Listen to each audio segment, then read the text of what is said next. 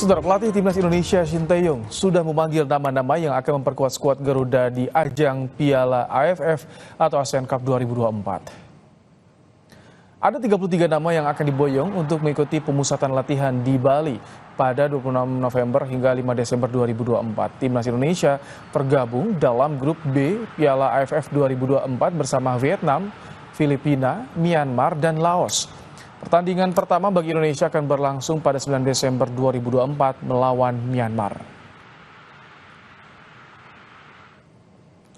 Sebagian besar pemain yang dipanggil adalah yang merumput di Liga 1, namun ada beberapa pemain yang berlaga di kompetisi luar negeri seperti bek Asnawi Mangko Alam yang bermain di Port FC, ada Pratama Arhan pemain Suwon FC, Justin Yubner yang bermain di klub Inggris Wolverhampton Wanderers U21, ada pemain lain Rafael Struijk yang bermain di Brisbane Roar, Marcelino Ferdinand yang main di Oxford United Inggris, dan Ivar Jenner dari FC Utrecht.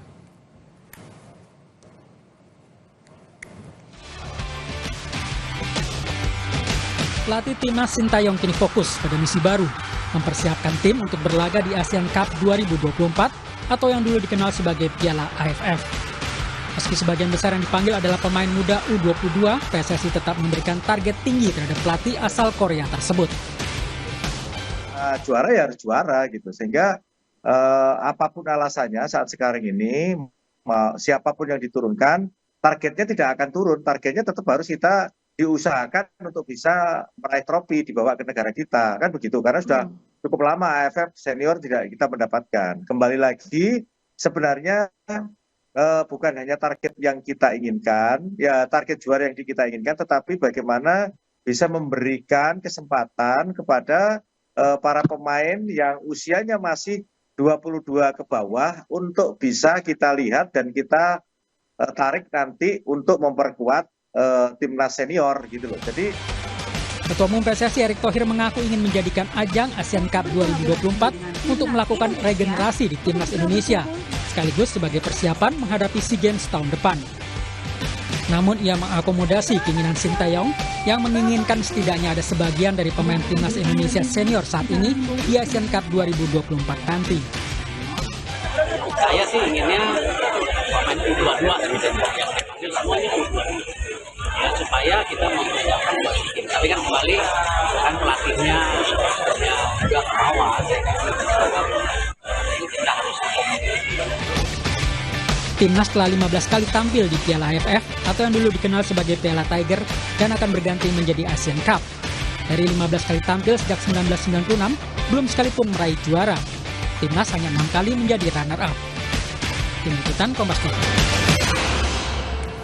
Pelatih timnas Indonesia Shin Tae-yong memanggil 33 nama pemain. 6 diantaranya bermain di luar negeri untuk tampil di ajang ASEAN Cup 2024. Bagaimana peluang skuad Garuda di kejuaraan itu? Kita akan bahas bersama dengan pengamat sepak bola Anton Sanjoyo. Selamat petang, Bung Joy.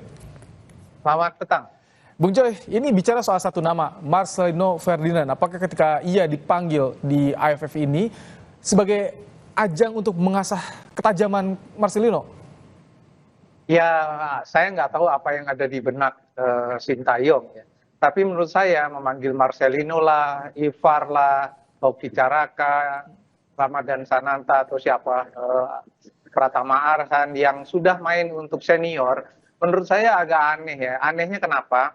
Karena memang kan sebetulnya harus kembali kepada program PSSI. AFF ini targetnya apa sih? Kalau targetnya juara emang harus juara AFF kan.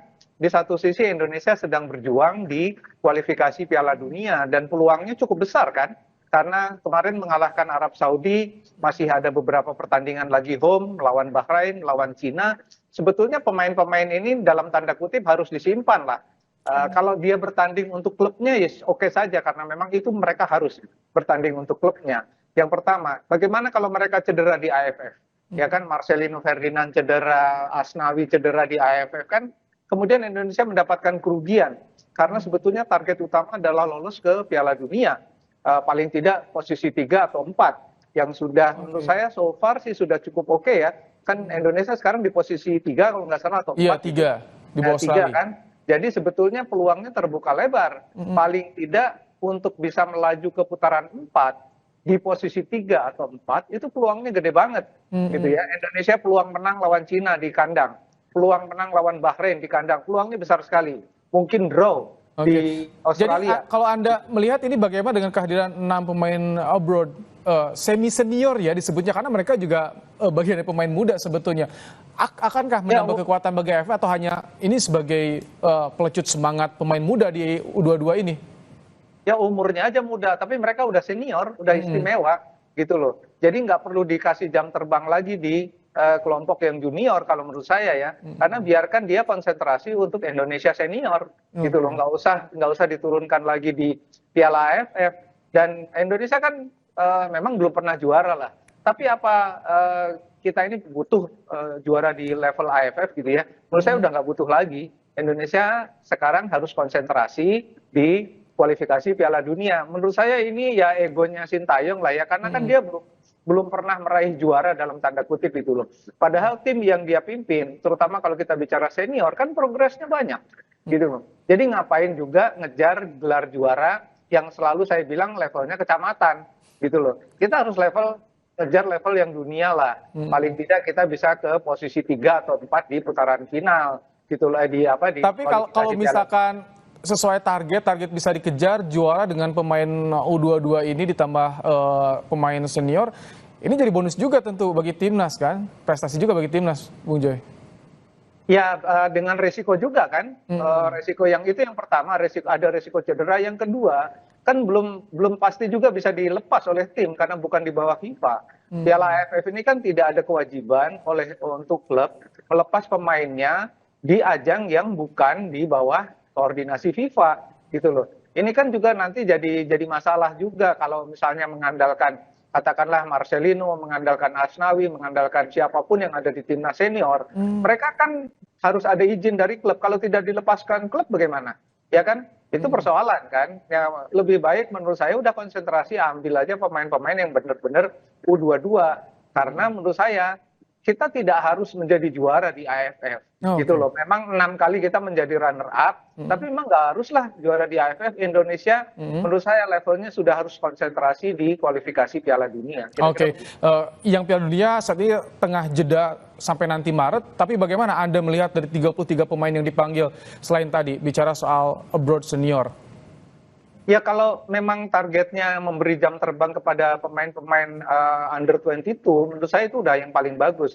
Karena sepanjang saya tahu yang namanya Vietnam, Thailand misalnya, itu selalu mengirim tim yang lebih muda dari kualifikasi yang diharuskan. Misalnya di SEA Games atau di AFF, mereka biasanya kirim U20 gitu loh, U21 gitu loh. Karena kan sebetulnya tidak ada pembatasan juga. Tapi mereka memberi jam terbang kepada pemain-pemain muda supaya mereka merasakan euforia di level internasional, meskipun level internasionalnya baru ASEAN gitu loh. Tapi kan itu pengalaman yang luar biasa bagi pemain muda.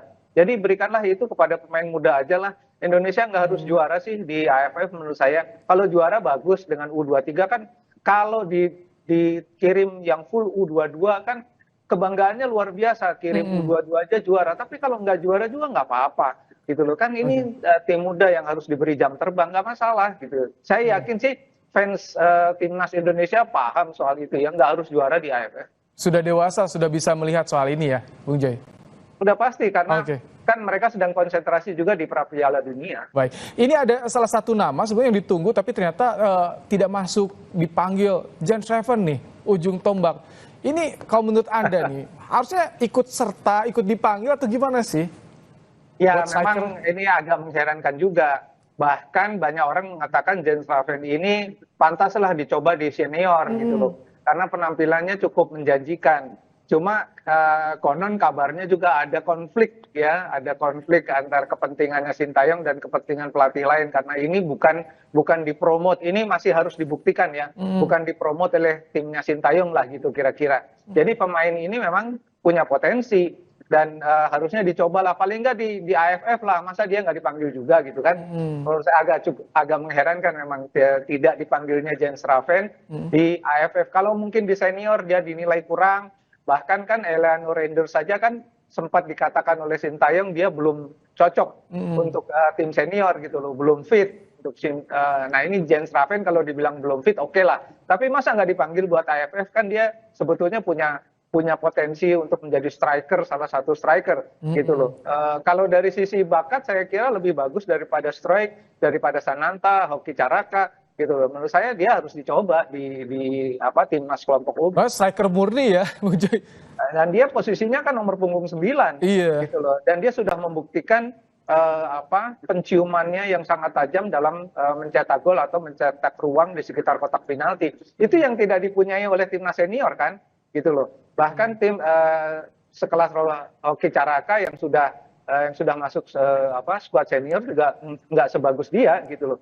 Nah, jadi ini menurut saya harusnya dia mendapatkan pemanggilan lah, paling nggak di 3-3 dulu dipanggil kan, masih akan di trimming sampai ke 2-3 kan, gitu loh. Jadi harusnya dia punya kesempatan lah untuk tampil gitu. Terima kasih Bung Joy untuk ulasannya di program Kompas Petang hari ini, Bung Joy. Sama-sama, terima kasih.